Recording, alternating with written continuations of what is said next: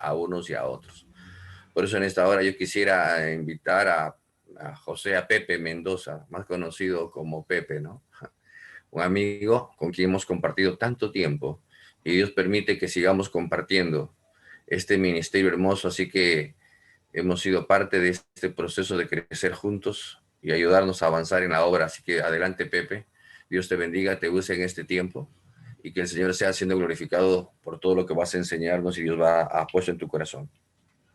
Amén, hermano. Gracias, gracias Miguel por esta presentación y gracias también por esa breve introducción que tú has hecho, que yo creo que representa justamente aquella responsabilidad de la cual nosotros queremos hablar en esta mañana, que tiene que ver con el discipulado en el hogar.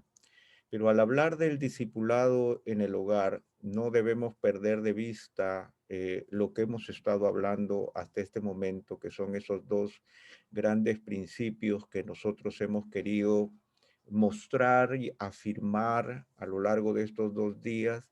En primero tiene que ver con el carácter universal del discipulado, en el hecho de una realidad que nos corresponde a todos nosotros como creyentes. Nosotros somos en primer lugar discípulos. Ese nombre es fundamental en nuestra percepción como cristianos. Somos seguidores del Señor, somos matetes, como decíamos el día de ayer y anteayer. Estamos llamados a esforzarnos y a caminar con precisión de acuerdo a las enseñanzas del Señor. Y estamos llamados a ser discípulos porque el Señor tiene toda autoridad y está con nosotros todos los días. Ese es el carácter fundacional de nuestra responsabilidad como creyentes. No podemos eludirla. Es universal. Así es como la presenta Mateo, con todos los todos que se presentan en esa pequeña frase, pero que es tan potente y que marca la definición de nuestra vida espiritual. Somos discípulos, hacemos discípulos. Esa realidad va acompañada también de lo que yo quise reflejar el día de ayer con el largo testimonio de la relación de Moisés con Josué. Ustedes ven, como vimos en la palabra, que empieza hablando del joven ayudante y luego se habla con el ayudante que desde joven acompañaba a Moisés. Y cómo en ese largo proceso de acompañamiento vital, no de transmisión de información, sino de acompañamiento vital, de tal manera que Moisés abrió su corazón y abrió su vida delante de este asistente y Josué pudo beber durante no un mes, no 2 meses, no de 4 años de seminario, no de 2 de maestría, sino en la vida de Moisés, en los grandes momentos y en los momentos más difíciles. Este discípulo de Moisés pudo estar cerca de él de tal forma que nosotros nos encontramos con una de las más preciosas transmisiones de poder que nosotros encontremos en la Escritura.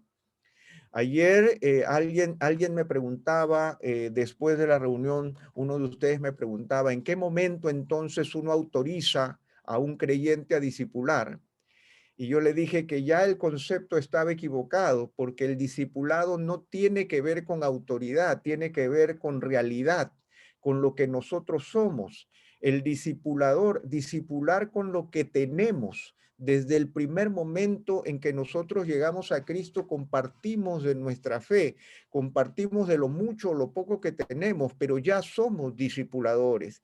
Los discipuladores no entran dentro de un carácter estructural de desarrollo de la iglesia, sino que forma parte de nuestra vida, forma parte de lo que somos. Venimos de ser discípulos y caminamos haciendo discípulos. Alguien nos hizo discípulos y nosotros vamos haciendo discípulos de tal manera que tiene ese carácter fundacional en la iglesia. Es una realidad universal. Y esa realidad universal nosotros tenemos que trasladarla también a nuestra casa, de tal forma que podamos establecer ese mismo carácter fundacional en el centro de nuestras relaciones que tienen que ver con nuestro propio hogar. Y es allí, como dijo Miguel, nosotros hablamos no de perfección, porque no hay hogar perfecto y nosotros tampoco somos perfectos, pero nosotros entendemos nuevamente dos características fundamentales de nuestra relación con el Señor. Primero es que el Señor tiene toda autoridad. O sea, de tal manera que el Señor ejerce autoridad sobre nuestras vidas. Nosotros no estamos librados a nuestra suerte. Si somos cristianos, el Señor ha pagado un enorme precio por nuestras vidas. Eso es fundamental. Nosotros hemos sido redimidos. Hemos sido comprados por precio. El Señor ha cambiado nuestro corazón de un corazón de piedra a un corazón de carne. El Señor ha depositado su espíritu, nos ha rediseñado como su templo, de tal forma que esa realidad es fundamental, la realidad de la autoridad del Señor sobre nuestras vidas y en segundo lugar, la presencia de Cristo en nosotros es fundamental. Todos los días nosotros le rendimos cuenta a Él. No hay lugar en donde nosotros estemos donde podamos apartar nuestra mirada de nuestro Señor, quien nos acompaña en todo momento, con toda autoridad y con todo poder. De tal forma que, hermanos, esa realidad espiritual no es solamente un concepto, es una realidad que nosotros debemos observar en nuestras vidas. Cada vez, en cada suceso, en cada lágrima, en cada sonrisa, en cada momento, en cada crisis, en cada dificultad, nosotros reconocemos la presencia del Señor en nuestra vida. Y esos dos pilares ponen en el centro, bajo sumo cuidado, nuestra tarea de discipular. Ahora, yo tengo que reconocer, como también lo hemos dicho ahora y también el pastor Miguel lo reconoció y lo dijo, es importante reconocer que la familia está en crisis, es cierto. La familia nuclear, tal como nosotros lo conocemos, o la familia tradicional está bajo ataque.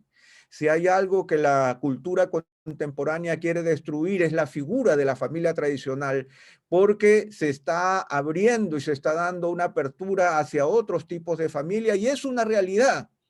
El 50 o más del 50% de jefes de hogares en nuestro país y en toda Latinoamérica están ocupados por mujeres. Esa es una realidad.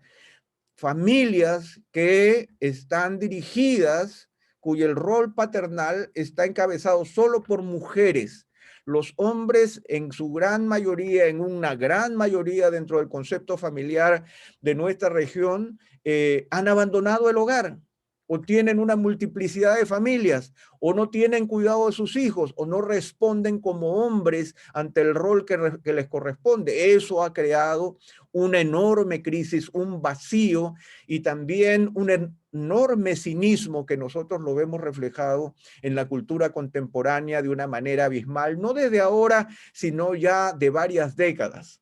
Yo recuerdo, por ejemplo, los que somos un poquito mayores, había una serie que yo recuerdo que la pasaban en la televisión en los 70, que era de los 50 de Norteamérica, que se llamaba Papá lo sabe todo. Yo no sé quiénes alguna vez la han visto. Era una serie en blanco y negro que la pasaban en la televisión, en donde el héroe de la serie era el padre, porque el padre era sabio, dirigía a los hijos cuando entraban en crisis, acompañaba al esposo, era proveedor, era el líder de su casa. Bueno, esa figura ha desaparecido.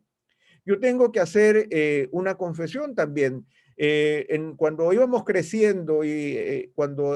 creciendo especialmente en la década de los 80, empezó a haber un gran cambio en las figuras familiares y eso lo veíamos especialmente en el cine o también en la música, así es que nosotros le prestamos atención, un poco de atención a las letras y eso se ve reflejado aún en el día de hoy. Ayer con mi esposa estábamos viendo una película que acaba de salir, la acaban de poner en estos apps de películas y era la historia de un pequeño que es abandonado por sus padres drogadictos y su madre imprudente que se desaparece por semanas y simplemente no le queda otra cosa al niño que quedarse bajo el alero de un hombre que había pasado 12 años en la cárcel.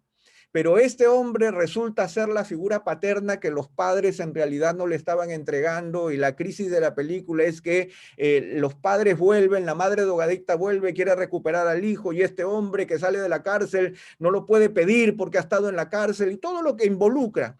Pero a lo que voy es que la figura familiar nuclear siempre está en juego, siempre está criticada, siempre se trata con cierto cinismo. Y volviendo, como les digo, esta película acaba de salir en estos días, ¿no es cierto? Y se repite la figura. Y yo recuerdo en los 80s, cuando esta famosa película musical, no sé los que se acuerdan, Footloose, en donde se trata de un muchacho que llega de la ciudad y va a una ciudad pueblerina del sur de los Estados Unidos, y él empieza a tener cierta relación con una muchacha que es la hija del pastor, porque en la película ella es la hija del pastor, y el pastor se presenta como un hombre legalista, como un hombre que no entiende nada, como un hombre rígido, como un hombre violento, y es ese hombre violento, ¿no es cierto?, que representa la figura del cristianismo. Esa idea está latente aún hasta nuestros días. Y recuerdo también dentro de esa misma época, porque son cosas que me hacían pensar cuando yo era joven, y yo sufría con esa figura del pastor, porque yo anhelaba ser pastor y yo entendía la figura del pastor de otra manera. Pero también hay una canción de una famosa cantante que no representa ninguno de nuestros valores y representa valores completamente opuestos, allá en los años 80, que cantó una canción que se titulaba Papa Don't Preach, Papá no me prediques, o sea, papá no me prediques, y el estribillo de la canción repite Papa Don't Preach varias veces. En ese momento en donde mi inglés no era el que yo tengo ahora, la frase retumbaba en mi cabeza, porque la canción le decía, papá no me prediques, ¿no es cierto? Papá no me sermonees, como lo diríamos en el día de hoy, porque la palabra sermón es negativa en la cultura contemporánea, ¿no? Ya me vas a sermonear. ¿Qué es sermonear? Que voy a darte un discurso, ¿no es cierto?, rígido, duro, legalista, donde no voy a estar entendiendo nada de nada. Y cuando pude entender mejor la canción trataba de que esta muchacha estaba con un novio que el papá le había dicho que no esté con él, que era un tipo bueno para nada, que no iba a sacar nada bueno de ella, y resulta que ella queda embarazada. Y le dice, pero papá, yo sé que tú me dijiste esto, yo sé que me metí con quien no debía, pero ahora yo sí quiero tener este bebé. Y por eso, papá, no me sermonees porque yo te necesito ahora. Yo quiero que me acompañes, yo quiero que estés conmigo. Y el estribillo del coro es, Papa, don't preach, papá, no me sermonees, papá, no me sermonees, papá, no me sermonees. Esa realidad, hermanos, es una realidad latente y es una realidad que nosotros conocemos.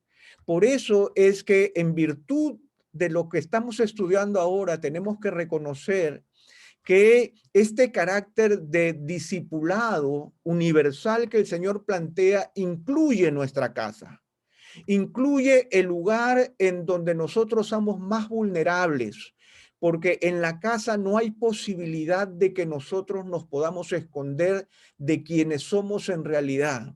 Es muy fácil presentarnos un par de horas, varios días a la semana en la iglesia y mostrar una figura y mostrar ciertas características y responder de acuerdo a los patrones que estamos acostumbrados a reconocer dentro de la iglesia.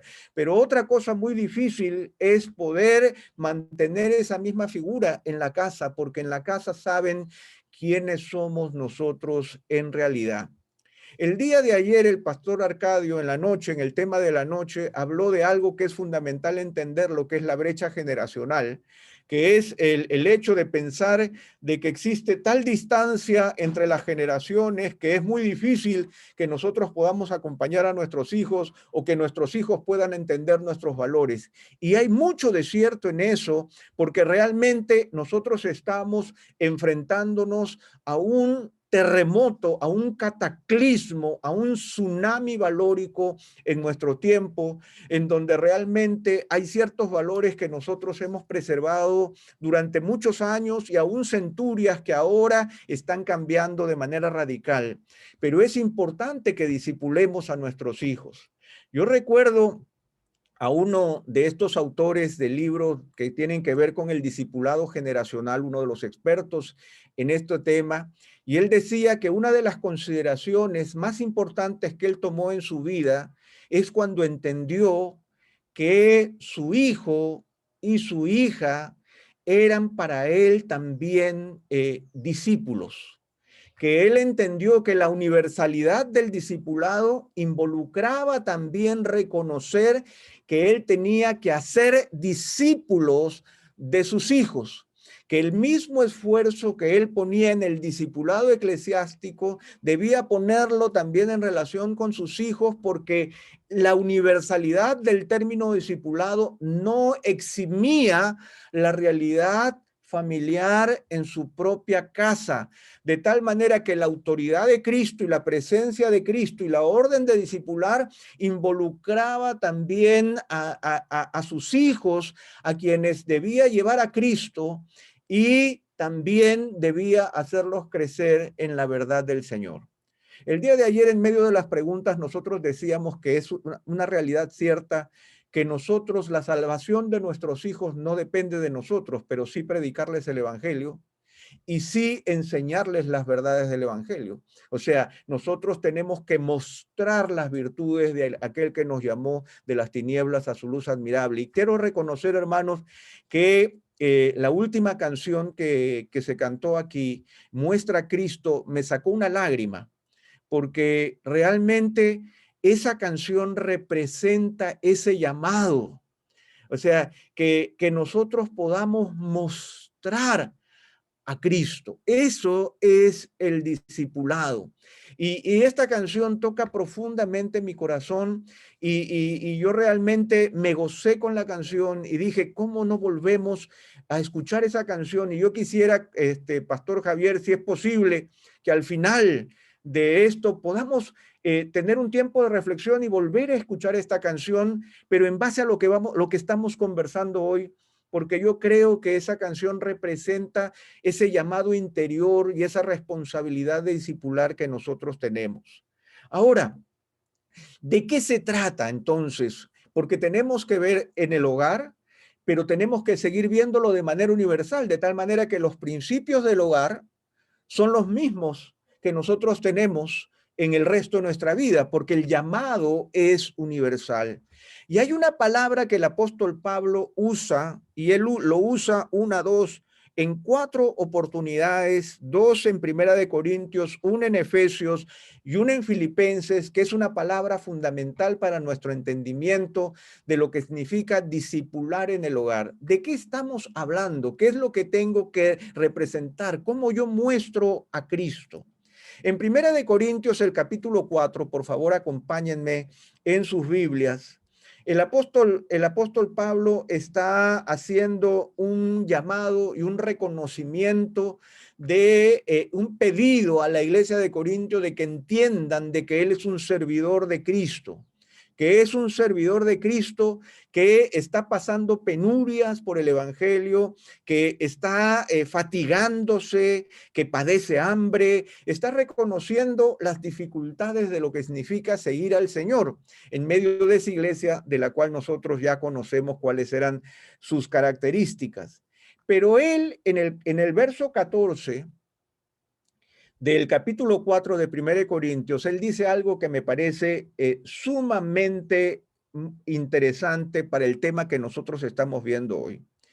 1 Corintios 4:14 dice, no escribo esto para avergonzaros, sino para amonestaros como a hijos míos amados.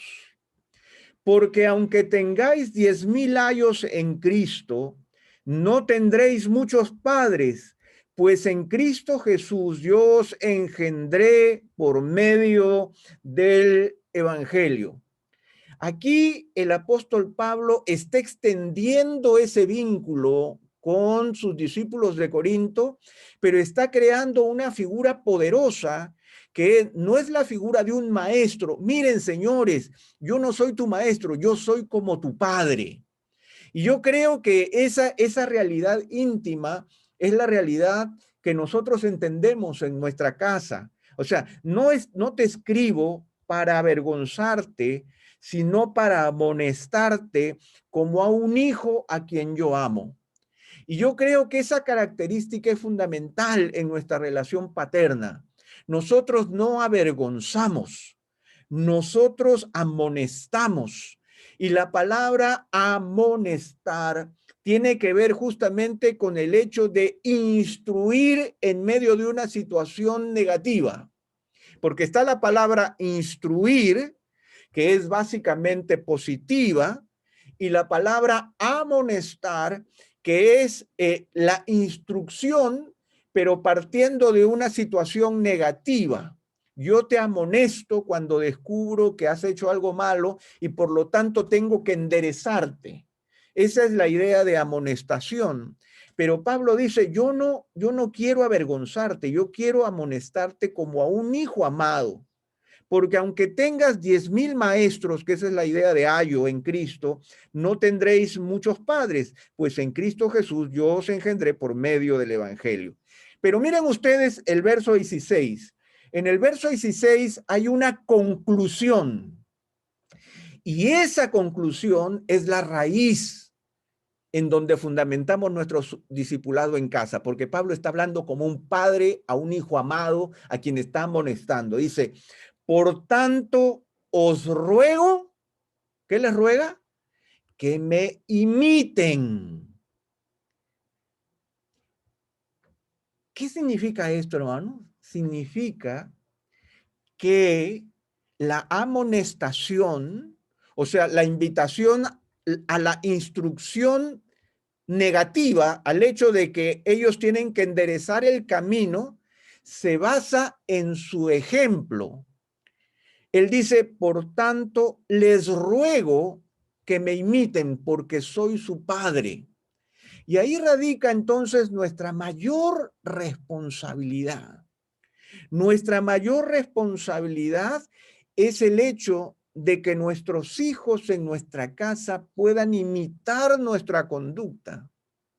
Esta palabra imitar, por supuesto, que no es una palabra que nosotros estemos acostumbrados a hacer porque estamos acostumbrados a yo soy, a los programas cómicos, ¿no es cierto?, donde se imitan, ¿no es cierto?, burdamente a los políticos o se imita con cierto prestigio, ¿no es cierto?, y casi de manera idéntica a los artistas y a los cantantes. Pero la palabra imitar en el griego que Pablo está usando aquí es una palabra poderosa porque tiene que ver con la imitación positiva que se levanta al admirar el patrón establecido por alguien que es digno de emular.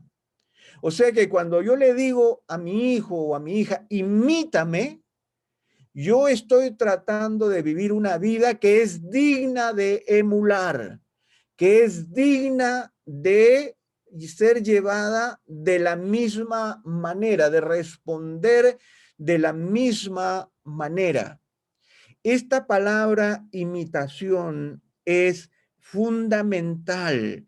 Y miren ustedes, el apóstol Pablo continúa en el verso 17 y dice, por esto mismo os he enviado a Timoteo, que es mi hijo amado y fiel en el Señor, el cual os recordará mi proceder en Cristo. Pablo dice, imítenme, y les estoy mandando a Timoteo para que Timoteo les recuerde cómo yo me comporto en Cristo. Y de la manera que enseño en todas partes y en todas las iglesias. Ustedes ven nuevamente el concepto universal.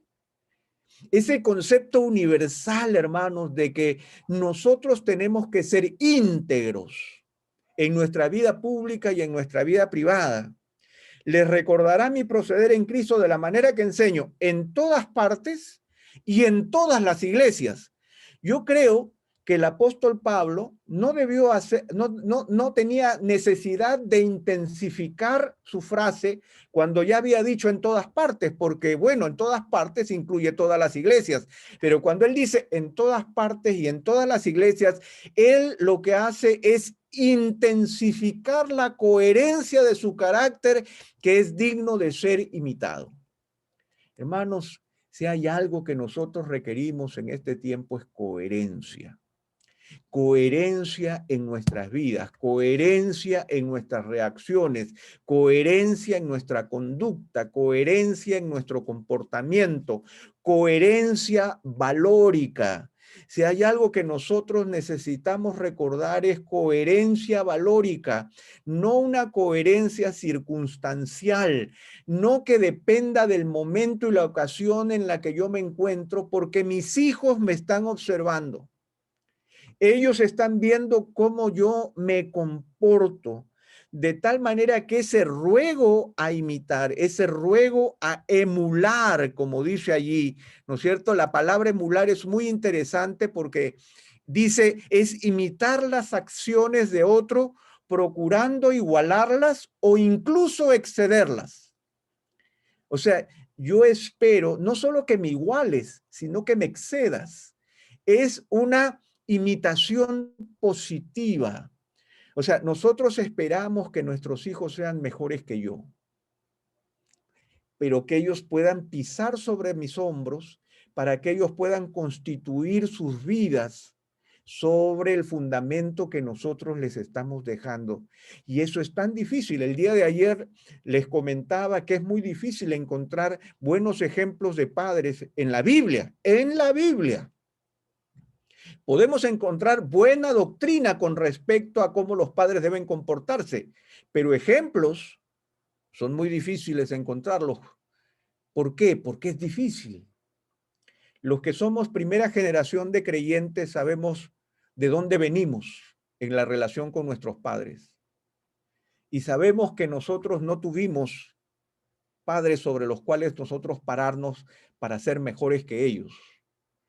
Pero nosotros entendemos que si existe una segunda y una tercera generación de creyentes, lo natural sería que sean mejores que nosotros, por la autoridad de Cristo y porque Él está presente y porque nosotros lo estamos imitando a Él. Por eso es que el apóstol Pablo insiste en esta carta y en el capítulo 11, él continúa con esta frase hablando de otro tema, pero yo quisiera que lo volvamos a ver de esta realidad. Y en el 11.1 dice algo que yo quisiera que lo empecemos a ver desde el versículo 31 del capítulo 10, donde dice, si pues coméis o bebéis o hacéis otra cosa, hacedlo todo. El carácter universal. O sea, a mí me sorprende las veces que Pablo usa la palabra panta, ¿no es cierto? Esta idea global de todas las cosas. Hacedlo todo para la gloria de Dios. No seáis tropiezo ni a judíos, ni a gentiles, ni a la iglesia de Dios, como también yo en todas las cosas agrado a todos, no procurando mi propio beneficio, sino el de muchos para que sean salvos. Y concluye, sed imitadores de mí, así como yo de Cristo. O sea, esta realidad de hacerlo todo para la gloria de Dios es fundamental. O sea, ¿qué significa esto, hacerlo todo para la gloria de Dios? Hacerlo todo para la gloria de Dios tiene que ver con el hecho de que Dios se sienta presente y reciba el honor que merece en todo lo que nosotros hacemos. La palabra gloria, como ustedes saben, se traduce básicamente como peso. Peso es algo pesado, ¿no es cierto? La vanagloria es la gloria sin peso, la gloria vacía, pero la gloria de Dios tiene peso porque puede observarse en la realidad. Dios es glorificado en la creación porque los cielos cuentan la gloria de Dios y el firmamento la obra de sus manos. Yo observo la creación, me sorprendo ante el maravilloso poder y sabiduría de Dios manifestado a través de las cosas hechas. Cuando Pablo dice, sea que coman o que beban o que hagan cualquier cosa, que todo sea para la gloria de Dios, o sea, es que el peso de Dios se manifieste en cada una de nuestras acciones, y eso significa ser imitadores de Pablo, así como él lo es de Cristo. Hermanos, esta realidad es una realidad que nosotros debemos recordar permanentemente. Yo quiero dejar en ustedes la carga y el peso en el corazón de que de lo que se trata no es demostrarnos a nosotros, sino demostrar cómo nosotros seguimos a Cristo y cómo nosotros aplicamos la verdad del Evangelio en las diferentes situaciones de nuestra vida.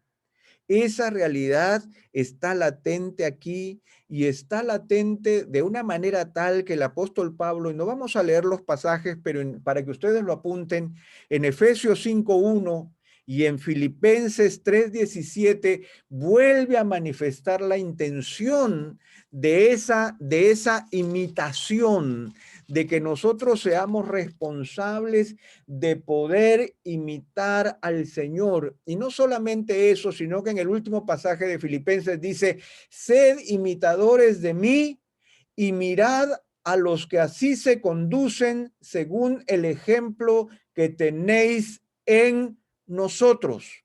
Porque por ahí andan muchos de los cuales os dije muchas veces y aún ahora lo digo llorando, que son enemigos de la cruz de Cristo, que solo piensan en lo terrenal. Entonces, hermanos, la imitación tiene que ver con el hecho de que nosotros somos responsables en nuestro discipulado familiar de poder mostrar, ¿no es cierto?, las características de estar sentado con Cristo en lugares celestiales, de enfocar hacia las realidades espirituales a nuestros hijos, de poder reconocer las razones por las cuales el Señor nos sostiene y el Señor camina con nosotros en la vida. De tal forma que esa realidad de vida integral y de coherencia armónica entre lo que decimos y lo que somos corresponde a nuestro trabajo, de tal manera que nuestros hijos deben anhelar vivir como nosotros vivimos. Y qué difícil es lograr eso. Que nuestros hijos anhelen ser como nosotros. Que nuestros hijos anhelen la forma en como nosotros respondemos ante las grandes encrucijadas de la vida, ya sea comer o beber o cualquier otra cosa que nosotros hacemos, tiene que ser todo para la gloria de Dios. Y eso me lleva a otra realidad, que es una realidad que también forma parte de lo que es el discipulado en el hogar, que tiene que ver con el hecho de que nosotros podamos nutrir a nuestros hijos y podamos nutrir nuestras vidas en la realidad de la palabra de Dios. La realidad de la palabra de Dios y la palabra de Cristo more en abundancia en vosotros, no solamente tiene que ver con el hecho de cómo nosotros reaccionamos ante la vida, sino que nuestros hijos puedan saber las razones bíblicas que nos llevan a tomar las decisiones que nosotros tomamos en todas las áreas de nuestra vida en donde el Señor debe ser glorificado. Y por eso es que quiero recordarles a ustedes de que estamos hablando de cosas que no son nuevas, sino que son fundacionales, que forman parte de la tradición judeo-cristiana, que forma parte de la tradición bíblica que nos corresponde a nosotros seguir de manera continuada a lo largo del tiempo. Nosotros somos responsables de continuar con esa realidad. Por eso es que yo quisiera ir con ustedes brevemente a un pasaje nuevamente en el Antiguo Testamento, en el libro de Deuteronomio. En el libro de Deuteronomio, el capítulo 6, nosotros vemos algo que no voy a decir nada nuevo, es algo que todos ustedes conocen, pero que es importante recalcarlo. Dice a partir del verso 1 de Deuteronomio 6. Estos pues son los mandamientos, estatutos y decretos que Jehová vuestro Dios mandó que os enseñase para que lo pongáis por obra en la tierra a la cual pasáis vosotros para tomarla, para que temas a Jehová tu Dios y guardando todos sus estatutos y sus mandamientos que yo te mando, tú, tu hijo y el hijo de tu hijo, todos los días de tu vida, para que tus días sean prolongados. Ustedes pueden ver allí, esto es discipulado familiar. Esto no es nuevo, esto es del tiempo de Moisés, son palabras de Moisés, pero tiene que ver con el hecho de poder tomar la palabra de Dios, poder ponerlo en práctica y poder enseñarla a tu hijo y al hijo de tu hijo. ¿Cuándo? Hermanos, el carácter universal del discipulado. ¿Cuándo? Todos los días de tu vida. Todo, nuevamente, hermano, una temporada, un espacio, 3 meses, 6 meses, una clase, un ministerio. No, todos los días de tu vida, para que tus días sean prolongados. Oye, pues, oh Israel, y cuida de ponerlos por obra para que te vaya bien en la tierra que fluye leche y miel, y os multipliquéis, como te ha dicho Jehová, el Dios de tus padres. Y ahí viene el famoso Shema, ¿no es cierto? Oye Israel, Jehová nuestro Dios, Jehová uno es, y amarás a Jehová tu Dios de todo tu corazón y de toda tu alma y con todas tus fuerzas. Y estas palabras que yo te mando hoy estarán sobre tu corazón y, nuevamente, esto no es nuevo, hermanos, pero es fundacional. Y las repetirás a tus hijos y hablarás de ellas estando en tu casa y andando por el camino y al acostarte y cuando te levantes, y las atarás como una señal en tu mano y estarán como frontales entre tus ojos y las escribirás en los postes de tu casa y en tus puertas. ¿Qué es esto? Nuevamente, el carácter universal y permanente del discipulado. Lo que está haciendo Moisés es representar esta realidad. Las repetirás a tus hijos, hablarás de ellas en tu casa, andando por el camino, al acostarte, al levantarte, las atarás como una señal en tu mano, como frontales en tus ojos, las escribirás en los postes de tu casa y en tus puertas. ¿Qué está diciendo? En todo momento, en toda situación, mientras vas por la vida. ¿Alguna vez tú le has explicado la razón bíblica a tu hijo por qué cuando un auto se te atravesó de mala manera, tú no bajaste la ventana y le dijiste 4 cosas? ¿Nunca le has explicado bíblicamente por qué tomaste esa decisión? Sería bueno que lo pienses, porque hay demasiados pasajes en la Escritura que nos instruyen acerca del cuidado de la lengua, definitivamente, y que hacen que muchas de nuestras reacciones sean las que nosotros tomamos. ¿Por qué es que nosotros nos preocupamos de pagar todos nuestros impuestos? Cuando mi tío, que no es creyente, siempre dice que papá, tú eres un tonto porque, oye, tu papá es un tonto que anda pagando todos sus impuestos cuando en realidad nadie paga impuestos en el Perú. ¿Por qué tú pagas impuestos? ¿Por qué tú das boleta en el negocio? ¿Por qué entregas facturas? Hay razones bíblicas para esas decisiones. ¿Por qué tú actúas con mamá de esta manera? ¿Por qué es que tú tienes esa actitud de poner siempre a tu esposa en primer lugar? Porque quiero ser como Cristo. Y hay razones bíblicas para hacerlo. ¿Por qué, papá, o sea, estuviste atendiendo y entregando estos víveres a estas familias, ¿no es cierto? A veces yo me siento un poco encolerizado porque tú estás dando mucho y a veces nosotros no tenemos tanto y tú estás dando. ¿Por qué lo estás haciendo? Porque hay una respuesta. Y esto tiene que ver de forma positiva, pero también hay momentos en que nosotros debemos mostrar arrepentimiento. Nuestros hijos escucharon que un día a puertas cerradas yo estaba discutiendo fuertemente con su mamá. Y en medio de esa discusión yo me airé y dije cosas que no debí decir. Papá, tú peleaste con la mamá. Sí. Y quiero que sepan que me arrepiento, porque la palabra de Dios señala esto. de tal manera que no es solamente nuestro comportamiento, sino que las repetirás a tus hijos y hablarás de ellas estando en tu casa y andando por el camino y al acostarte y cuando te levantes. No es una repetición paporretera, no es la lectura del pan diario en la mañana, es en medio del caminar en la vida, yo voy mostrándoles por qué tomo decisiones bíblicas y por qué la Biblia satura mi corazón para que yo responda de esta o de esta otra manera. La Biblia también es universal en su abarcamiento, de tal forma que involucra todas nuestras relaciones y todas las formas de ser y las razones por las que nosotros nos movemos en la tierra.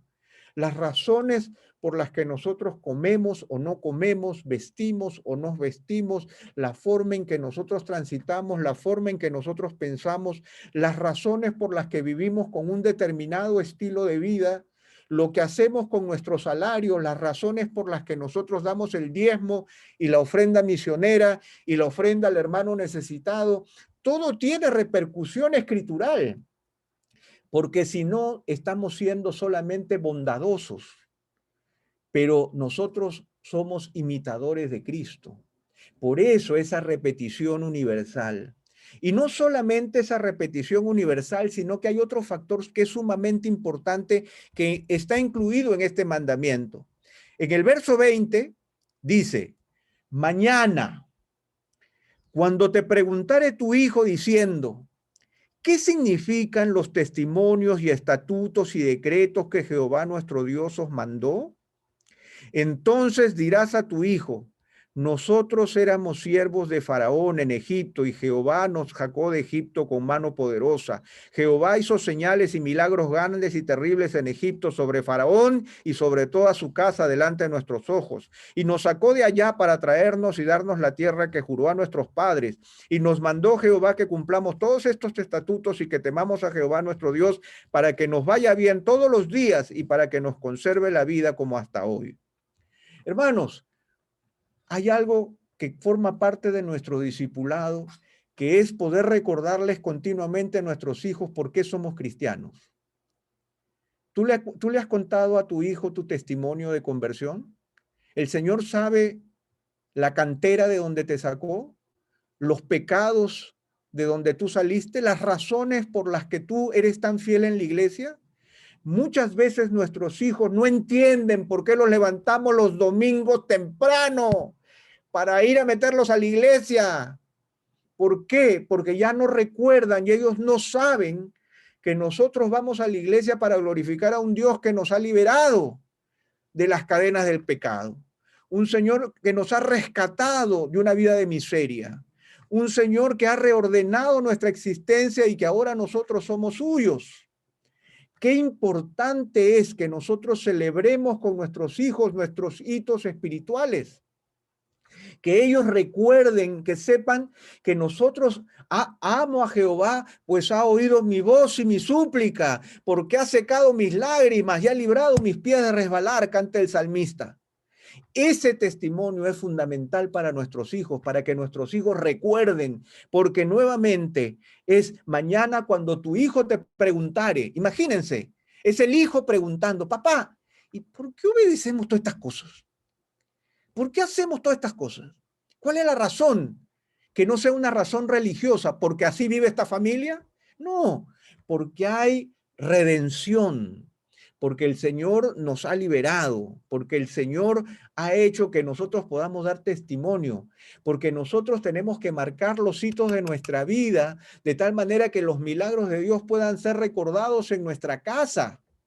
Yo no sé si ustedes tienen algún tipo de ceremonias particulares en su hogar que no sea Navidad y Semana Santa, en donde nosotros podemos recordar con nuestros hijos los grandes momentos de nuestra vida, la sanidad y salud que trajo sobre nuestro cuerpo, las bendiciones de trabajo, los milagros que nosotros debemos testificar.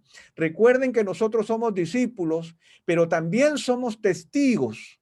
O sea, tenemos una responsabilidad con nuestro testimonio y ese testimonio debe partir con nuestros hijos. Estoy seguro que nuestros hijos cambiarían de actitud si es que supieran continuamente fueran refrescadas con las razones por las cuales nosotros estamos haciendo lo que hacemos. A veces nosotros perdemos de vista eso porque lo entendemos muy bien nosotros. Entonces, bueno, ya nosotros sabemos y ellos tienen que venir porque tienen que venir. Pero es importante que ellos celebren con nosotros y que nosotros también celebremos con ellos. Eso es, por ejemplo, algo que hacen los judíos en el día de reposo, en la cena del día de reposo. Ya lo tienen en el librito, pero yo he participado con una familia judía en un día de reposo y yo vi cómo hacían esto. Entonces se sientan los hijos y el hijo más pequeño justamente le pregunta al papá: papá, ¿qué significan los testimonios y estatutos y decretos que Jehová nuestro Dios nos mandó cada sábado? Y el papá responde, ¿no es cierto? Y le habla de la liberación general de Dios. Pero en nuestro caso se trata de volver a recordar nuestros testimonios y eso nos fortalece a nosotros y también fortalece a nuestra familia, fortalece a nuestro vínculo, fortalece, ¿qué cosa? La gloria de Dios en medio de nosotros, porque en realidad no se trata de rituales que nosotros estamos haciendo, sino que estamos viendo al Señor permanentemente en nuestra casa, donde nosotros estamos orando por nuestras necesidades, donde nosotros estamos planteando delante de Dios sus milagros, y eso involucra llevar a nuestros hijos a que ellos puedan percibir el obrar de Dios. Y nuestra oración es que nuestros hijos puedan por parte del Señor abrir sus corazones a Él a través de la obra de salvación que solamente el Señor puede obrar. De tal manera que, hermanos, se trata de un carácter integral, de una respuesta integral a la manifestación de nuestra casa. Pero nuevamente, esto no queda restringido al área de nuestra casa, sino que queda restringido a lo que nosotros compartimos con el resto de personas, a las cuales nosotros también le damos testimonio de las razones, las virtudes de aquel que nos llamó de las tinieblas a su luz admirable. Por eso es que decía que Muestra a Cristo debe ser nuestra canción. Muestra a Cristo tiene que ser nuestra demanda, tiene que ser nuestra expectativa. Eso en términos generales. Y simplemente, hermanos, para que vayamos entonces un poco cerrando esto, esto también tiene que ver nuestro discipulado familiar y el discipulado en nuestro hogar, que nuevamente, repito, es universal, o sea, es algo inescapable, es algo que involucra en todos los momentos de nuestra vida. No es solamente decirle, a ver muchachos, vengan acá, que siéntense en la mesa que me toca predicarles. Recuerda, Papa don't preach, o sea, papá no me sermonees, porque el sermonearlo a veces es porque nosotros hemos perdido de vista nuestra realidad. Hemos perdido de vista nuestras situaciones. A veces las circunstancias de nuestros hijos requieren oración y nosotros podemos ir y ponerle las manos, ¿no es cierto?, sobre sus hombros y decirle, hijo, yo sé por lo que tú estás pasando. Probablemente tú no tengas la misma expectativa de fe que yo, pero permíteme orar por ti. Que nuestros consejos puedan estar saturados de la Escritura, que nosotros podamos mostrarles a ellos, porque justamente, por ejemplo, los consejos de Proverbios son consejos para los jóvenes.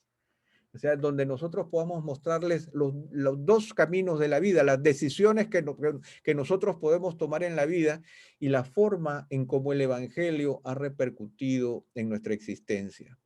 Y por último, hay dos factores más que yo quisiera recordar con ustedes. Uno tiene que ver con el hecho que el discipulado de nuestra casa tiene que ver con un factor de gobierno también. En la medida en que nosotros somos gobernadores de nuestra casa. Cuando el apóstol Pablo da los requisitos para los obispos, yo no creo que esos requisitos para los obispos sean únicos solamente para los que quieran ministrar al Señor y todo el resto queda libre de estos requisitos. No. O sea, yo creo que son requisitos básicos que debemos reconocer de manera particular en aquellos que quieren ministrar al Señor. Pero en uno de los requisitos en Primera de Timoteo, el capítulo 3, en el verso 4, hablando de si alguien quiere ser obispo, dice que gobierne bien su casa, que tenga a sus hijos en sujeción con toda honestidad, pues el que no sabe gobernar su propia casa, ¿cómo cuidará de la iglesia de Dios? Y yo creo que, hermanos, este es un llamado de atención para todos nosotros, porque a veces somos muy diligentes en el cuidado de nuestros ministerios, en el cuidado de la iglesia de Dios, pero hay un requisito previo que tiene que ver con el hecho de gobernar bien nuestras propias casas. Y dice, gobernar bien su casa, que gobierne bien su casa, que tenga a sus hijos en sujeción con toda honestidad. Y a mí me mata las palabras con toda honestidad. O sea, ¿es posible tener a mis hijos en sujeción con toda deshonestidad? Sí, es posible. ¿No es cierto? Cuando nosotros estamos jugando un juego de mentira con esto, la vista gorda o legalismo barato, la honestidad en la sujeción, o sea, en esa relación de padres a hijos en donde realmente hay una relación de honestidad. Sabemos que hay tensión, hermanos, especialmente con nuestros hijos adolescentes y nuestros hijos más jóvenes. Sabemos que hay una tensión, que es la tensión que todos hemos vivido, y eso no lo podemos negar. Nuestros hijos empiezan a crecer las alas y ellos piensan que pueden volar al infinito y nosotros sabemos que si saltan se van a despeñar. Por lo tanto, hay esa tensión de yo te sujeto y tú empiezas a batir las alas y las plumas van volando, porque esa es la tensión real y necesaria, ¿no es cierto? El juego que debe existir en una relación correcta, porque estamos haciendo que nuestros hijos simples aprendan a ver la realidad del mundo que ellos todavía no entienden. Pero más allá de eso, habla de una sujeción en toda honestidad. Y yo creo que esa honestidad tiene que ver con la transparencia de reconocer quién soy, porque yo soy imperfecto, porque no hay nadie que conozca mejor nuestras imperfecciones que nuestros propios hijos. No hay nadie que nos haya observado mejor que nuestros propios hijos. No hay nadie que sepa bien cómo nosotros somos más que nuestros propios hijos. Nuestros propios hijos nos conocen desde que nacieron. Por lo tanto, nos han observado en todo tipo de situaciones. Por eso es que la honestidad es fundamental.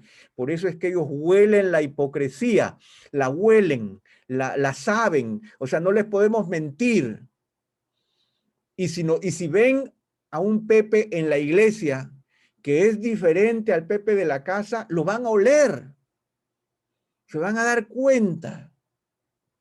Cuando en la iglesia yo puedo decir una oración de 20 minutos llena de palabras de gloria, pero en la casa nunca me han visto orar más que Señor bendice estos alimentos, amén, y ya tengo la primera cuchara en la boca. O cuando hay situaciones difíciles y lo único que hago es golpearme la cabeza y discutir con la madre acerca de qué vamos a hacer y cómo vamos a pagar las cuentas, pero el Señor no aparece glorificado en ninguna parte, ellos van a verlo. Por eso habla, mis hijos en sujeción en toda honestidad, porque no es cuestión de ponerles el pie en el cuello, ¿no es cierto? Y decir, lo tengo sujeto, ¿no? Sino es el factor de honestidad que no les corresponde a ellos, sino que me corresponde a mí. O sea, el poder ser honesto. Y dentro de esa honestidad, o sea, y este paso previo, dice que gobierne bien su casa, que tenga a sus hijos en sujeción con toda honestidad, pues el que no sabe gobernar su propia casa, ¿cómo cuidará de la iglesia de Dios? O sea, nuevamente, no dice el que no gobierna su propia casa, ¿cómo cuidará? Sino el que no sabe gobernar. O sea, saber gobernar. Es como hacer discípulos. O sea, es el hecho de yo haber planeado, ¿no es cierto? El hecho de cómo gobernar mi casa. Y cada casa es diferente, es verdad. Y cada casa tiene sus modos y sus formas. Y por eso cada familia es diferente. Pero la idea de sujeción en honestidad, de cuidar, ¿no es cierto? De tener cuidado de nuestra casa, es algo que nos corresponde a nosotros dentro de nuestra tarea de discipulado. Y más adelante en el capítulo 5, cuando el apóstol Pablo habla de deberes hacia los demás, habla y él empieza a mencionar acerca de las ancianas, los ancianos, las jóvenes, los viudos, ¿no es cierto? Entonces, de cómo debe trabajarse con las viudas, que tengan testimonio de buenas obras. Un largo pasaje, cómo deben tratarse a los ancianos. En medio de este discurso, en el verso 8 o el verso 7 dice, manda también estas cosas para que sean irreprensibles, porque si alguno no provee para los suyos y mayormente para los de su casa, ha negado la fe y es peor que un incrédulo. Hermanos, aquí está nuestra otra responsabilidad como imitadores de Cristo, que tiene que ver con la provisión para los nuestros. Como dice, provee para los suyos, y a mí me gusta porque dice, provee para los suyos y mayormente para los de su casa. O sea, los suyos es una familia extendida, no solamente la casa, sino que habla de una situación extendida. Pero cuando menciona, ha negado la fe. Nuestra responsabilidad de provisión es fundamental. El trabajo es la primera actividad espiritual que el Señor le entregó a Adán en el huerto previo a la caída. El trabajo no es maldición de Dios. El trabajo es la razón para la cual nosotros fuimos creados, para glorificar a Dios a través de la obra de nuestras manos, que ahora lo hacemos con el sudor de nuestra frente, producto de la caída, pero es el mayor terreno espiritual que nosotros tenemos para poder proveer para los nuestros. Y el apóstol Pablo siempre habló de que tengamos buen testimonio para con los de afuera, ocupándonos en nuestros negocios y trabajando con nuestras manos para que no tengamos necesidad de nada. Esa es una responsabilidad del discipulado, nuestro trabajo, que nosotros trabajemos, que nosotros nos ganemos el pan con el sudor de nuestra frente, que nosotros seamos responsables de la provisión de nuestra casa, porque a mí me sorprende el grado con que el apóstol Pablo presenta el hecho de que si alguien no provee para los suyos, es como alguien que ha negado la fe. Y aquí, hermanos, no tiene que ver con alguien, y yo entiendo cuando estamos en una situación difícil, en una carencia de trabajo, sabemos lo que ha pasado en el 2020, las dificultades que hemos tenido, muchos hermanos han pasado grandes necesidades y sabemos que la iglesia ha tenido que responder también, pero no hablamos de eso, aquí hablamos de alguien que no lo hace debiendo hacerlo, porque ese es en el contexto en que lo está presentando. Alguien que no se ocupa de esa responsabilidad. Y dice que esa persona ha negado la fe. Para mí eso requiere mucha reflexión.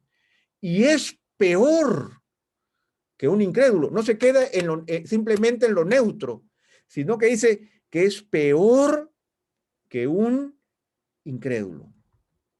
Hermanos, tenemos una responsabilidad de ser discípulos en nuestra casa, mostrando la gloria de Dios en todo lo que hacemos, ya sea que comamos o bebamos, en todo lo que hagamos, que el Señor sea glorificado en todo. Que nosotros, al acostarnos, al levantarnos, al caminar, al estar en la casa, al estar sentados o parados en nuestra frente y en nuestras manos, que esté la palabra de Dios visible en medio de nuestras familias, educando a nuestros hijos y los hijos de nuestros hijos, y que nosotros podamos mostrar el testimonio de nuestra realidad espiritual. Quizás sea el momento de que nuestros hijos vuelvan a escuchar nuestro testimonio con lujo de detalles, que vuelvan y puedan saber por qué estamos donde estamos, por qué hemos tomado las decisiones que nosotros hemos tomado, por qué nosotros somos cristianos, por qué es que vamos a la iglesia 3 veces por semana, por qué es que nosotros servimos sacrificialmente en un ministerio, por qué es que nos levantamos temprano los domingos y almorzamos a las 3 de la tarde cuando todo el mundo ya está almorzando a la 1 de la tarde. ¿Por qué es que nosotros vamos a los retiros y hacemos los viajes, hacemos obra misionera? ¿Por qué es que nosotros damos una parte de nuestro sueldo cuando en realidad no nos alcanza todo lo que nosotros necesitamos? Pero sacrificialmente damos una parte de nuestro sueldo a la iglesia y otra parte a las misiones y otra parte a los necesitados. ¿Por qué? Discipular implica responder esas preguntas con nuestra familia, pero nuevamente, no solamente a ellos, sino que es para todos. Y que en todo nosotros estemos haciendo de nuestra vida una vida imitable, una vida emulable, una vida que muestre a Cristo, que muestre las virtudes de aquel que nos llamó de las tinieblas a la luz admirable. Nuestro evangelio es encarnacional. Por lo tanto, si Cristo se encarnó, nosotros también nos encarnamos como sal y luz, partiendo de nuestra casa y extendiéndonos hacia afuera, de tal manera que el discipulado parte de nuestra casa y se extiende hacia afuera en esa misma dimensión universal en donde todos somos discípulos y todos somos discipuladores. Así que, hermanos, consideremos esto como una exhortación personal para nuestras vidas.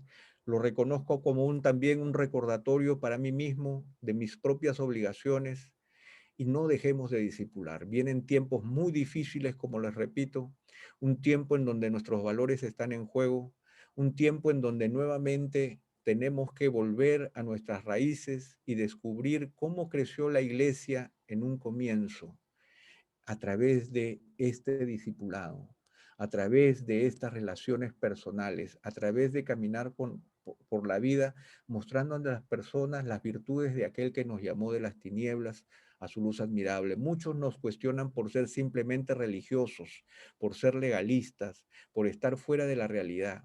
Pero en la medida en que nosotros en medio de la realidad demostramos las virtudes de Cristo, en esa misma medida vamos a estar predicando el Evangelio en muchos lugares. Mostremos a Cristo, hermanos. Vamos a orar. Señores, en esta mañana o esta tarde, ya creo, o mañana todavía, quiero darte gracias, Señor, por este tiempo que hemos pasado compartiendo tu palabra. Señor, yo he sido realmente bendecido, Señor, con lo compartido, porque realmente me llama la atención acerca de lo importante. Ayúdanos, Señor, por favor, a mantenernos como líderes de nuestra casa, pero más que, Señor, líderes, que nosotros seamos imitadores de Cristo, que siempre nos preguntemos cómo Cristo es manifestado a través de mi conducta, cómo Cristo se manifiesta a través de mis palabras, cómo yo estoy viviendo mi vida de tal manera que mis hijos puedan desear ser como yo, que mis hijos puedan desear vivir la vida como yo la vivo, gastar como yo gasto, responder como yo respondo. Señor, ayúdanos a reconocer a nuestros hijos también como discípulos, y no solamente como discípulos, sino con mi responsabilidad de hacerlos discípulos. Ayúdanos, Señor, a gobernar bien nuestra casa, ayúdanos a proveer en nuestra casa, ayúdanos a proveer palabra, ayúdanos a proveer para sus necesidades materiales, ayúdanos a proveer, Señor, gloria para ti, Señor, en medio de todo lo que hacemos. Señor, bendícenos, por favor. Ayúdanos, no nos permitas que nos abrumemos con esto, sino que te miremos a ti y reconozcamos nuevamente dos principios fundamentales. Esto lo podremos hacer porque tú tienes toda autoridad, aún autoridad sobre mi casa y sobre mi vida, y porque tú has prometido, Señor, estar todos los días, aún los días en mi casa y los días de cuarentena con nosotros, todos los días hasta el fin del mundo. Gracias, Señor, por tu presencia, en el nombre de nuestro Señor Jesucristo. Amén. Amén, amén.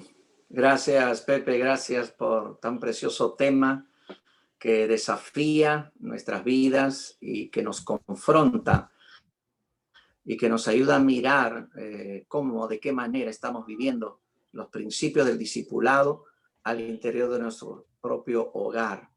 Y bueno, terminaste orando sobre la autoridad y el día de mañana sé que será el tema que te va a convocar también sobre la autoridad de Cristo. Pero ahora queremos dar un espacio para las preguntas. Hermano, espero que usted tenga su pregunta. Ya tenemos algunas preguntas en el chat. Puede escribirlo, por favor, en el chat. Así que es que si usted tiene alguna pregunta, por favor, trate de ser lo más claro posible, lo más corto posible, no me cuente una historia, ¿no? Trate de ser lo más claro posible para poder transcribir la pregunta. Acá tenemos una pregunta, Pepe dice, además de orar por los hijos que se han apartado de Cristo y haberles mostrado el amor del Señor, ¿qué más podemos hacer como cosas prácticas por esos hijos que decidieron apartarse? De repente ya son jóvenes y bueno, decidieron apartarse de la vida cristiana. ¿Qué más podemos hacer? Yo creo que es fundamental entender que nosotros debemos amarlos.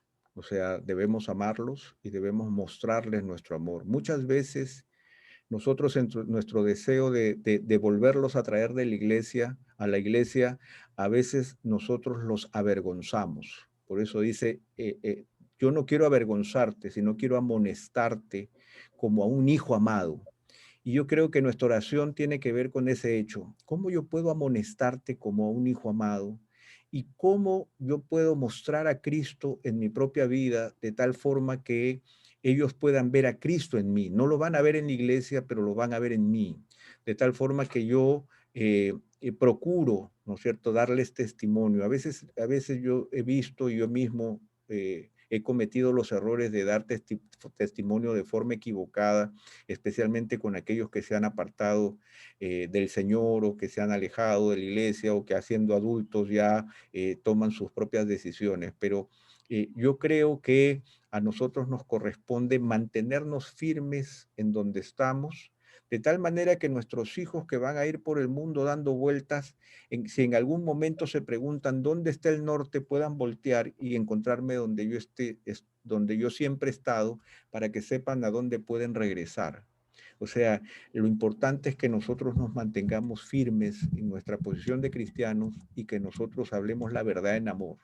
O sea, que nosotros volvamos siempre a recordarles que oramos por ellos, que estamos atentos a sus necesidades, que las puertas de nuestra casa están abiertas, ¿no es cierto? Que nosotros podemos compartir con ellos, y de tal forma que esa relación estrecha se mantiene y nuestra oración finalmente es por salvación. Y sabemos, y hermanos, nuevamente, si hay algo que nosotros podemos orar es por la salvación de nuestros hijos de manera permanente, porque toda autoridad en el cielo y en la tierra la tiene el Señor y por lo tanto nuestros hijos están también bajo esa autoridad. Y bajo esa autoridad es que nosotros simplemente le pedimos, Señor, ten misericordia de nuestros hijos y abre sus corazones, Señor, y nuestra oración es permanente por su salvación. Pero nosotros debemos mantenernos firmes y debemos tener cuidado de cómo hablar la verdad en amor con ellos y cómo mostrar a Cristo de manera permanente en nuestras propias vidas y en nuestras decisiones. Gracias, Pepe. Hay una segunda pregunta. Tú hablaste acerca de cómo hoy la mujer está ocupando posiciones de liderazgo en el hogar, quizá por ausencia de los padres, en la iglesia, en la sociedad. Acá hay una pregunta sobre ese tema. Dice, ¿el incremento del liderazgo de las mujeres significa que no se ha cuidado o discipulado a los hombres correctamente? Yo creo que hay un problema que es social, que es antropológico, que es un problema cultural, que es un problema de pecado en los hombres. Los hombres tienen que arrepentirse de su condición de hombres y su ausencia, en donde simplemente se consideran únicamente como proveedores débiles espirituales. Y yo creo que eso es algo que nosotros debemos llamar la atención. Definitivamente, nosotros, por ejemplo, vemos, yo sé que, por ejemplo, en IBC se caracteriza por ministerios de varones muy fuertes, pero lo que nosotros vemos como realidad en América Latina es que los ministerios de hombres son muy difíciles de conseguir. O sea, es muy difícil levantar hombres para que aprendan de la palabra de Dios y para que sean exhortados y confrontados a su realidad. Pero nosotros estamos viviendo tiempos cambiantes y también en donde la palabra hombre está siendo muy cuestionada. O sea, ahora, ¿no es cierto? Feminista sí, pero no hay un machista, ¿no? O sea, es feminista, pero el machista es negativo, feminista es positivo, y todo aquello que tenga que ver con hombre y gobierno se cuestiona inmediatamente porque ya se habla del patriarcado, nuevamente, que es otra palabra que nos cae sobre las cabezas y que nos cuesta mucho entender cuál es nuestro lugar, cuál es nuestro papel, ¿no? Por ejemplo, y se lo monto solo como detalle en un segundo, en la película que yo les contaba de ayer, de este ex convicto que toma al niño, a mí me costó mucho trabajo durante los 10 primeros minutos de la película. Yo no sabía si ese niño, que probablemente tenía 6 o 7 años, era hombre o mujer. O sea, o sea, yo le decía a Erika, este niño es hombre o mujer, y lo habían prefigurado de tal manera que uno no lo podía definir. Y al final resulta que ese niñito se ponía ganchitos rosados, se ponía botitas rojas, le gustaban los cuentos de princesas, y en Halloween él decidió tener un disfraz de princesa, y cuando el ex convicto le dice, pero tú no puedes vestirte de princesa, le dijo, ¿y por qué no? O sea, ¿por qué yo no me puedo? Y así que se compró su disfraz de princesa y salió como princesa. Y yo creo que eso trae un mensaje cultural muy importante. O sea, que ese es el mensaje cultural que está permeando en medio de nuestra realidad. Y yo creo que hay un llamado de atención sumamente importante a los hombres. O sea, y a los hombres para volver a entender su posición de liderazgo, porque no solamente es eso, sino que el lugar de liderazgo también está cuestionado por el mal liderazgo de los hombres, ¿no? Por lo que ha significado, por la violencia intrafamiliar, por el abuso, por el acoso y todos los males que nosotros conocemos que están allí en nuestra sociedad y que yo creo que nosotros tenemos que denunciar. Pero es importante volver a hablarle al hombre de su realidad de hombre y volver a redefinir el hombre, porque yo creo que muchos de nuestros jovencitos, especialmente adolescentes de nuestro tiempo, yo creo que van a sufrir mucho en los próximos años tratando de entender qué son, porque hay un serio problema de identidad masculina en el mundo entero, y que yo creo que nosotros vamos a tener que tomar riendas, y por eso el discipulado generacional es fundamental, porque no basta que los adolescentes estén solos, sino que ellos puedan ver modelos de hombres. Y una de las cosas, por ejemplo, que estos que lideran el liderazgo, el discipulado generacional, hablan mucho de que hay muchos hogares liderados por mujeres, pero dentro de la iglesia deberían encontrar oportunidades para que los hijos de estas familias lideradas por mujeres puedan encontrar hombres modelo. Pero para que hayan estos hombres modelo, la iglesia tiene que encontrar mecanismos para mezclarse, para que esos muchachitos puedan ver a estos hombres, puedan encontrarse, porque a veces resulta que, por ejemplo, en la escuela dominical solo tenemos hermanas enseñando, ¿no? Y no hay estos cruces que son tan importantes lograr. Pero es un tema largo y yo creo que es un tema que tenemos que discutir y que tenemos que tratar desde diferentes frentes, desde el tema de identidad para el niño y el adolescente y el joven, y el tema del rol del hombre cuando ya es adulto en sus relaciones con el sexo femenino, relaciones con el mundo, como esposo, qué significa. Y yo creo que a veces en la juventud tocamos muchos temas, pero no preparamos a los muchachos para lo que significa ser padre, esposo, novio, proveedor, trabajador. Y yo creo que son valores que hay que incentivar correctamente entre los hombres de una manera urgente. Gracias, Pepe. Realmente todo un desafío trabajar con hombres, pero creo que la gran necesidad de la iglesia hoy formar hombres con el carácter de Cristo y modelos de hombres también para otros hombres. Hay una pregunta más acerca hablaste de ser coherentes, me parece un punto muy importante. Aquí hay una pregunta al respecto, dice, ¿cómo promover, vivir la coherencia de la vida cristiana en nosotros y en nuestra familia? ¿De qué manera realmente podemos promover esta coherencia y vivirla también nosotros de manera personal? Yo cuando estaba hablando justamente de la coherencia quería usar una ilustración, pero no lo hice por cuestión de tiempo. La coherencia, un sinónimo de coherencia es armonía. Y la armonía tiene que ver, o sea, si nosotros vemos una partitura suena de manera armónica cuando está configurada de tal manera que los sonidos son armoniosos y producen una música delicada en sus diferentes géneros. Entonces, una vida coherente es una vida que es armoniosa. O sea, ¿qué significa que es armoniosa?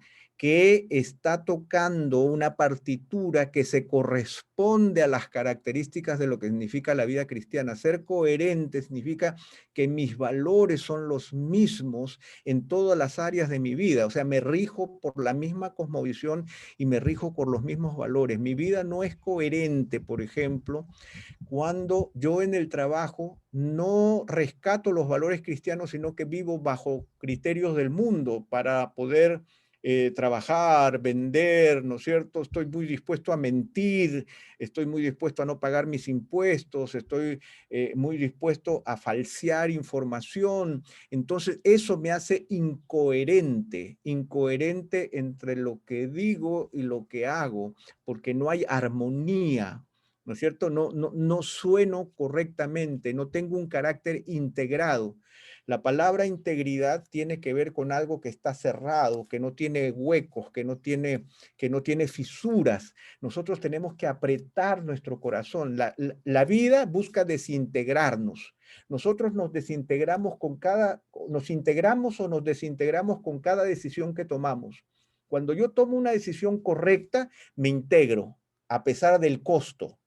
Cuando yo juego con mis decisiones de una manera incoherente, yo me voy separando, voy generando fisuras en mi persona. Entonces, mi gran lucha para imitar a Cristo es poder ser coherente en el sentido de que yo voy a cuidar cuáles son los valores que yo rescato y que busco permanecer, que prevalezcan en mi vida. Y eso habla de mi vida privada, de mi vida pública, de mi vida laboral, de las diferentes áreas de mi vida. Las diferentes áreas de mi vida tienen que ser armoniosas, ¿no? O sea, que tenga buen testimonio con los de afuera, es otra de las características de los futuros obispos, ¿no?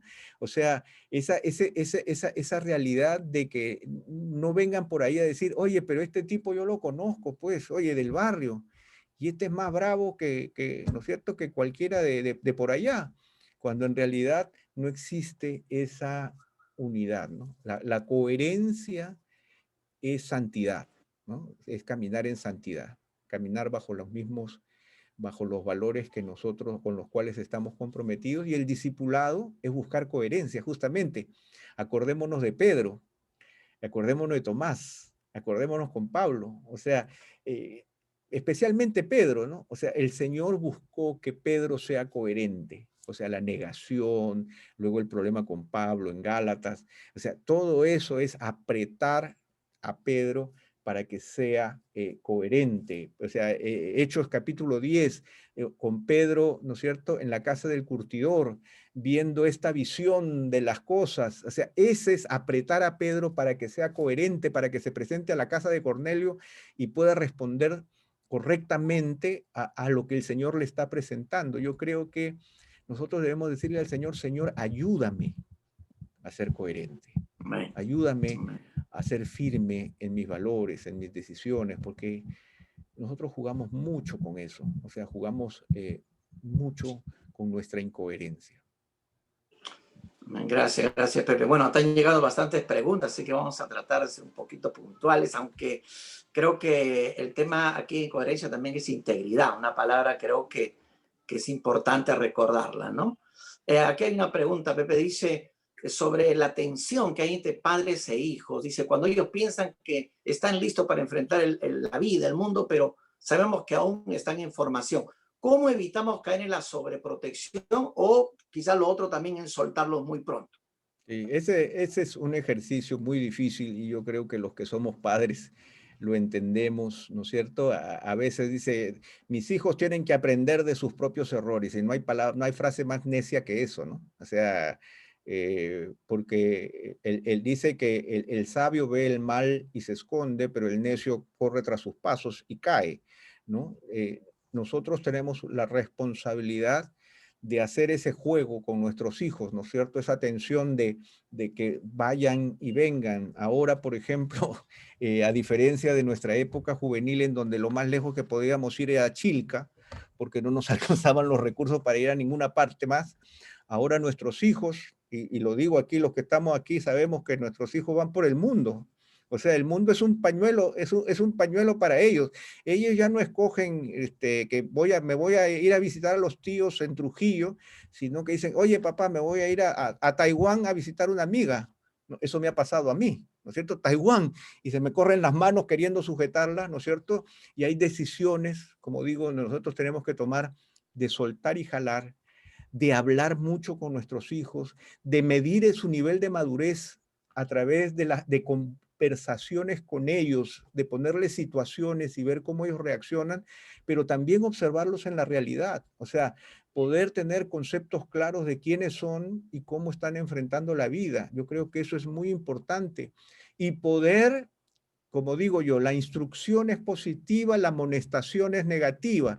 La amonestación negativa tiene que ver con el hecho cuando yo veo una situación y se puede corregir a través de la instrucción. Y yo creo que mucho de eso toca con nuestros hijos cuando nosotros vamos evaluando las decisiones, cómo van gastando el dinero, ¿no es cierto? ¿Y qué hiciste con esto? ¿No es cierto? ¿Y qué compraste con esto? ¿Y qué piensas hacer con esto? ¿Y cuál es tu idea de tomar esta decisión? Yo creo que tiene que haber mucho diálogo, pero recuerden que los que gobernamos la casa somos nosotros, ¿no? Y nuestros hijos pueden ser nuestros amigos, pero siguen siendo nuestros hijos, ¿no? A veces se busca esta relación lineal, horizontal, somos patas, chocheras, ¿no es cierto?, con padres, cuñados, pero a veces eso no permite que nosotros podamos identificar autoridad y quizás algo que es lo primero que nuestros hijos tienen que aprender a reconocer es la autoridad y a reconocer las consecuencias de la autoridad y a aprender las consecuencias de la obediencia y la desobediencia.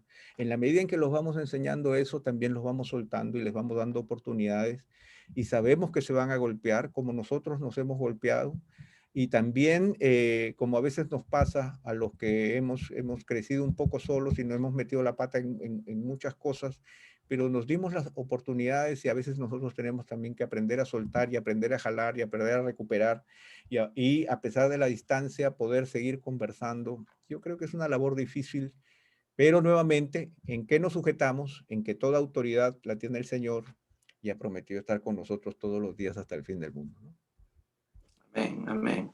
Aquí hay una pregunta del otro lado, de un joven, de un hijo que dice, ¿qué debe hacer una joven cuyos padres no son creyentes o no están bien con el Señor?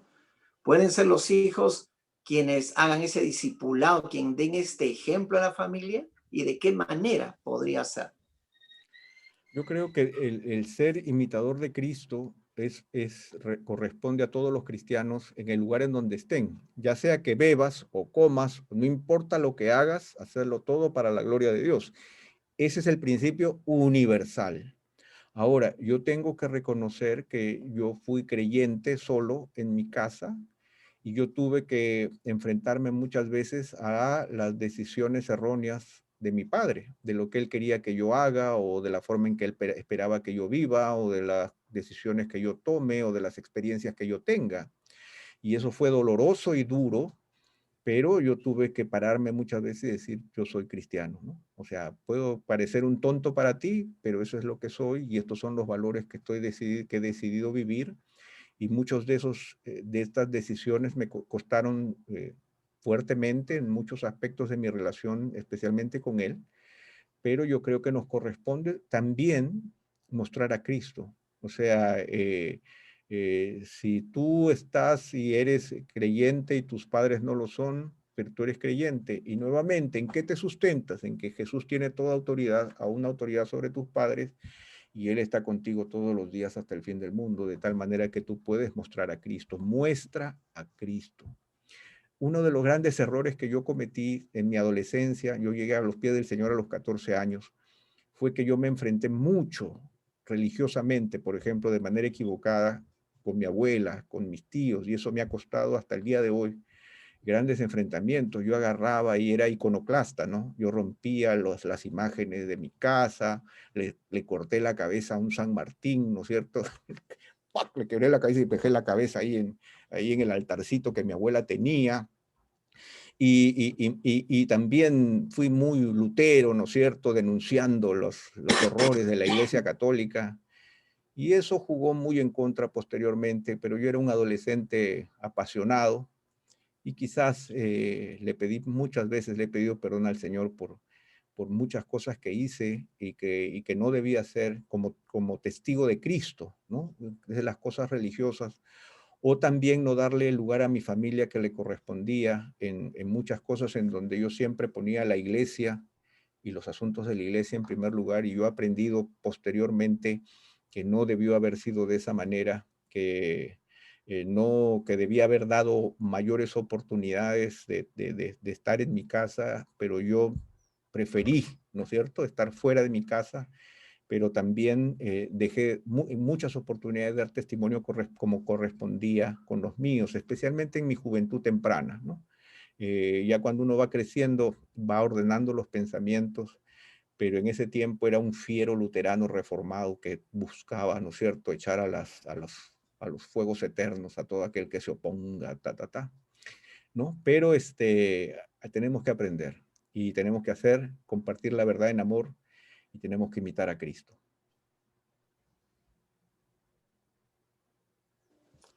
Gracias, Pastor Pepe. Hay una pregunta aquí, ¿de qué manera nosotros provocamos a ira a los hijos? ¿Qué cosa debemos evitar? Tener cuidado. A veces no, siento que aquí en la pregunta como que la persona no se da cuenta de qué manera está provocando a ira a sus hijos. Y más en esta brecha generacional, un poco hablando en esta brecha generacional, ¿cómo evitar eso? Y yo creo que provocamos a ir a nuestros hijos cuando no hablamos con honestidad, que es lo que Pablo dice ahí, ¿no es cierto? Gobierna bien tu casa y tenga a tus hijos en sujeción con toda honestidad. Y yo creo que tenemos que estudiar la palabra honestidad. Yo creo que ese es algo que nosotros tenemos que reflejar en nuestras conversaciones y en nuestras relaciones. Debemos reconocer que el proverbio dice, o sea, simplemente para completar la idea, dice, la palabra áspera hace subir el furor, mas la blanda aplaca la ira. ¿De qué se trata? No provoques ira a tus hijos. Entonces, a veces nosotros hablamos ásperamente. Nosotros avergonzamos a nuestros hijos. Nosotros no sabemos plantear los temas. Nosotros actuamos de manera legalista o ruda. A veces nuestro deseo por cuidarlos, como a veces decimos, ¿no es cierto? Esto de que quiere volar y yo lo tengo que sujetar, a veces yo lo tiro con demasiada fuerza y le saco las plumas, ¿no es cierto? Lo desplumo para que no vuele, ¿no? Entonces, estas condiciones son las condiciones en las que yo debo cuidarme. Yo tengo que orar intensamente y pedirle al Señor, Señor, examina mi corazón y ve si hay en mí camino de iniquidad. O sea, si hay pecaminosidad en mis relaciones con mis hijos, yo te pido, Señor, que tú me ayudes a poder descubrir la mejor manera como tratarlos, porque ellos también son pecadores y ellos también se van a aprovechar, ¿no es cierto?, de las situaciones. Pero ¿cómo podemos dialogar? Muchas veces, hermanos, nosotros somos bomberos familiares. ¿Qué es? Que solamente recurrimos y vamos a hablar y vamos a orar cuando hay un fuegazo. Y eso es un completo error. Hablar cuando hay fuego ya no se puede hablar, porque ahí solamente hay que poner agua y ya está el humo, y ya está el desastre, y ya está el drama, y están las lágrimas. Nosotros tenemos que ser sabios, porque el sabio no expone su corazón, el sabio calla y habla en el momento adecuado. Y yo creo que nosotros debemos aprender a comunicarnos con nuestros hijos, no en los momentos de tensión, cuando ya está perfumado, bañado y son las 11 de la noche y se dice que no vuelve hasta dentro de 3 días porque ya tiene la maletita y se va a una casa de campo con 3 amigas. Ahí lo vas a sujetar y van a haber grito y tú te quedas. Y se arma la tole-tole.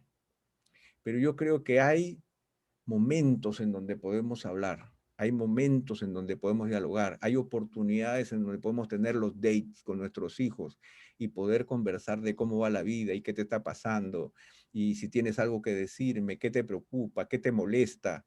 O sea, este diálogo con el adolescente o con el joven es fundamental, pero tenemos que cuidarnos de que no lo hagamos, ¿no? Y provoquemos ira en ellos justamente por la forma en que nosotros los abordamos.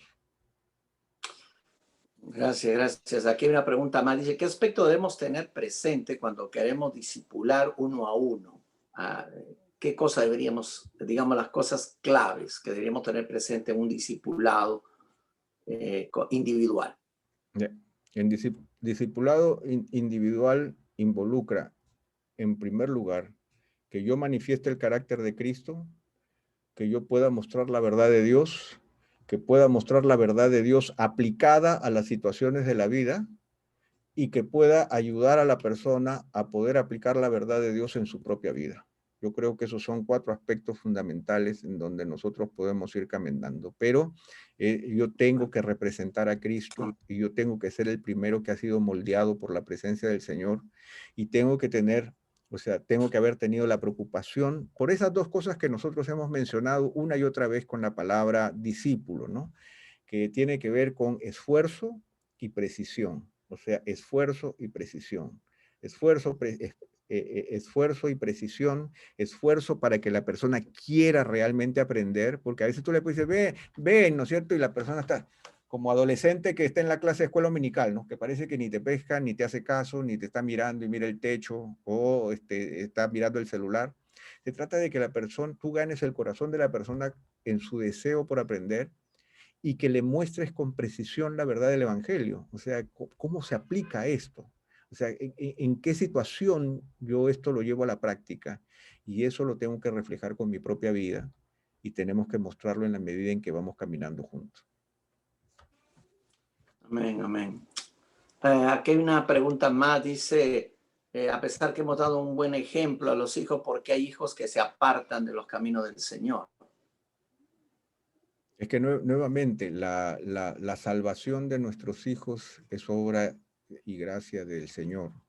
El hecho de que nosotros hayamos instruido a nuestros hijos en los caminos del Señor, instruyan al niño en su camino y aun cuando fuere viejo no se apartará de él, involucra el hecho de confiar y descansar en la gracia y la autoridad y la presencia del Señor nuevamente, porque no tenemos otra escapatoria, y de nuestra intercesión por ellos. O sea, hay muchos testimonios, especialmente en testimonios de grandes cristianos cuyos hijos se rebelaron en la juventud y volvieron de viejos al Señor, ¿no es cierto? Y eso yo lo he visto también en muchos testimonios de hijos de cristianos que se apartaron muchos años y luego volvieron, ¿no? Yo tengo el caso de un hijo que por el testimonio de su padre, él decide apartarse, él se casa, tiene sus hijos, pero el Señor lo llamó y el Señor no lo detuvo. Y lo interesante es que él pudo poder hacer que su padre vuelva a los pies del Señor luego, ¿no? Entonces, los caminos del Señor son misteriosos y a nosotros nos toca hacer lo que nos toca hacer y al Señor hará lo que le toca hacer en su gracia. Y yo creo que en eso debemos descansar. Muchas gracias, Pepe, por este tiempo. Quiero respetar el tiempo también.